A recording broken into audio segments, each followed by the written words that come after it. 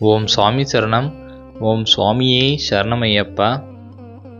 மற்ற கோவில்களுக்கெல்லாம் நம்ம போகணுன்னு நினச்சோன்னா எப்போனாலும் போகலாம்.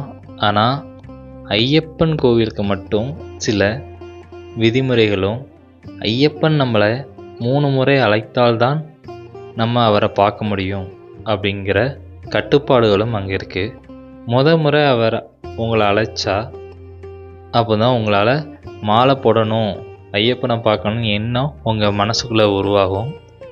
2வது முறையும் உங்களை பார்க்கணும் அவர் நினச்சாதான் நீங்கள் மாலை போட்டு விரதங்கள்லாம் இருக்க முடியும். 3வது முறையும் அவர் உங்களை கூப்பிட்டு நினச்சா மட்டும்தான் நீங்கள் இங்கே சன்னிதானத்தில் நின்று பார்க்க முடியும். இதுக்கு நிறைய உதாரணங்கள் இருக்குது. அது மட்டும் இல்லாமல் ஐயப்பன் கோவிலுக்கு என்னுடைய எக்ஸ்பீரியன்ஸில் என்ன அப்படின்னு பார்த்தீங்கன்னா, முதல் முறை நம்ம மாலை போடும்போது ஏகப்பட்ட கஷ்டங்கள், துன்பங்கள் எல்லாமே வரும். ஏன்டா மாலை போட்டோம் அந்த நினைப்பு கூட வரும். ஆனால் அந்த துன்பத்தை நம்ம பார்த்துட்டு நெக்ஸ்ட் இயர் வேண்டாம் போதும் அப்படின்னு நினைக்காம மறுபடியும் நம்ம மாலை போட்டு அவரை நீதான்பா எல்லாத்தையும் உன் முன்னாடி வச்சுட்டேன், நீ பார்த்துக்கோ அப்படின்னு சொன்னால் போதும்.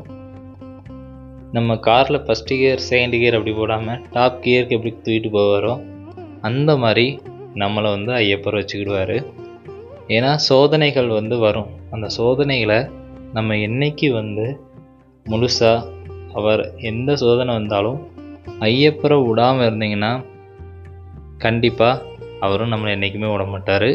இது என்னுடைய வாழ்க்கையில் நிறைய நடந்திருக்கு. இப்போ ஐயப்பன் இல்லாமல் என்னால் இருக்க முடியாது, அந்த சுச்சுவேஷன் வந்துடுச்சு, மாலை போடணும், இந்த டைம் மாலை போடணும், அந்த எண்ணம் ஆட்டோமேட்டிக்காகவே நம்ம மனசில் வந்துடும்.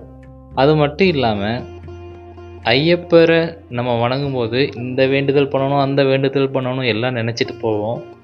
ஆனால் அவரோட திருவுருவர் சிலையை பார்க்கும்போது நமக்கு எல்லாமே மறந்து போயிடும். அது நிறைய பேருக்கு நடந்திருக்கும், உங்களுக்கும் நடந்துருந்துச்சு அப்படின்னா கமெண்டில் சொல்லுங்கள். ஓம் சுவாமியே சரணமையப்பா. ஓம் சுவாமியே சரணமையப்பா. நாங்கள் போனது பார்த்திங்கன்னா இப்போ ஆடி மாதத்தில் போனோம்.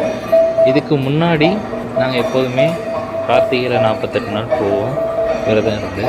ஆனால் அந்த ஆடி மாதம் கொஞ்சம் கூட்டம் கம்மியாக இருக்கும். அதனால் ஐயப்பனை கொஞ்சம் நல்லா பார்க்கலாம் அப்படிங்கிறதுனால அவரை பார்ப்போம்.